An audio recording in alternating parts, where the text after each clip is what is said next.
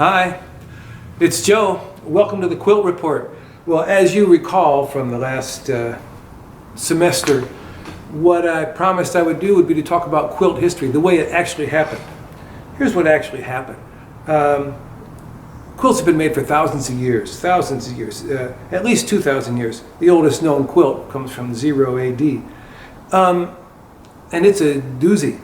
But quilts were made over the millennia because it's a cool thing to do. It takes a lot of work, and so it was mostly things for the well-to-do, you know, the princes and the kings and that sort of thing. Commemorative things that where you wouldn't mind having your servants or your slaves spend a lot of time. So quilting, the sewing together of 3 layers and making fancy blankets like that's happened for a long time. But then during the tea trade in the 1600s, London and Amsterdam, these traders would come back from India. They started to come back with these palampores, cotton quilted bed coverings, like with a big tree of life in the middle, that were very nice and attractive.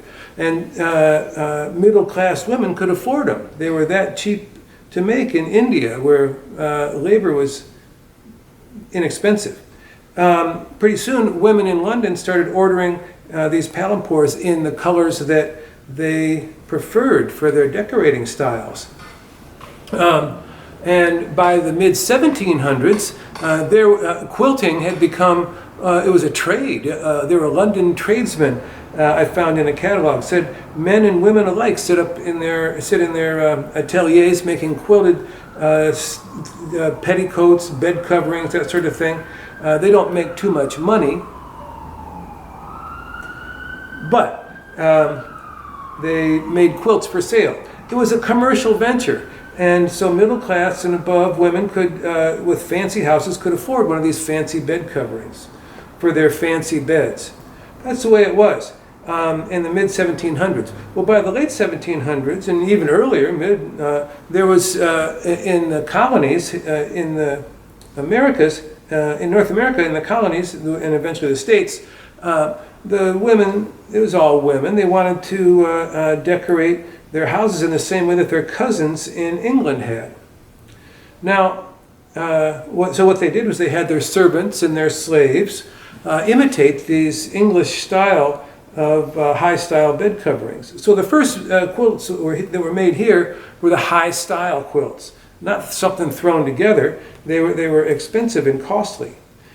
Now, imagine you're one of these servants, or even a slave in the 1800s. I think it's 2 different situations. A servant in the north, a woman. Well, just imagine you're a woman around 1800. Your life was pretty simple. All you had to do was everything all the time, right? Everything all the time.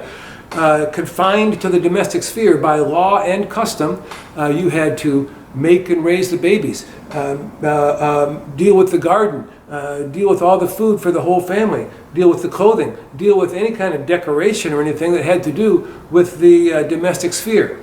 You were in charge of that. Well, that means that you just have to work all the time, and you can't be an officer in the church, or you can't own property, you can't own a business, you can't take part in government.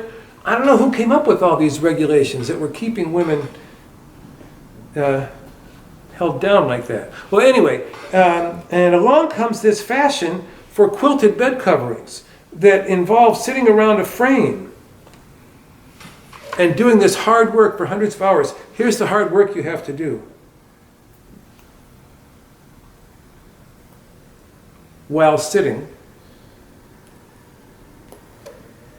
often around a frame with several other women, so that all of a sudden you're not isolated and you're not doing back-breaking work.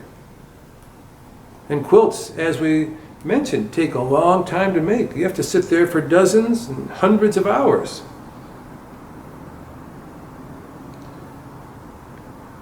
Well, for some reason, it caught on. Quilting in America caught on. And what happened that made it really catch on was not only the work creative and fun, and you're getting to sit down while you do it, often with other women.